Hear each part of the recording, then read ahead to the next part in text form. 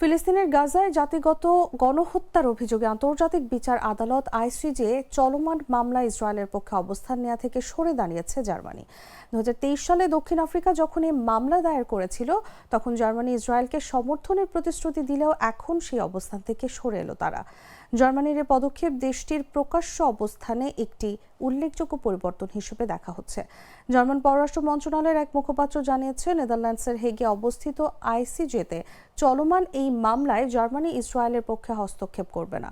যদিও 2024 সালের জানুয়ারিতে বার্লিন ঘোষণা দিয়েছিল যে তারা ইসরায়েলকে সমর্থন করবে এবং দক্ষিণ আফ্রিকার আনা অভিযোগগুলোকে ভিত্তিহীন বলে প্রত্যাখ্যান করেছিল। জার্মান পররাষ্ট্র মন্ত্রণালয়ের মতে এই সিদ্ধান্তের পেছনে রয়েছে তাদের নিজস্ব আইনি জটিলতা, কারণ নিকারাগুয়ার করা পৃথক একটি মামলায় বর্তমানে আন্তর্জাতিক বিচার আদালতে জার্মানিকেই নিজেদের অবস্থান ব্যাখ্যা করতে হচ্ছে। ওই মামলায় নিকারাগুয়া অভিযোগ করেছে, গাজায় ইসরায়েলের অভিযানে রাজনৈতিক, সামরিক ও আর্থিক সহায়তা দিয়ে জার্মানি আন্তর্জাতিক আইন এমনকি গণহত্যা সনদ লঙ্ঘন করেছে।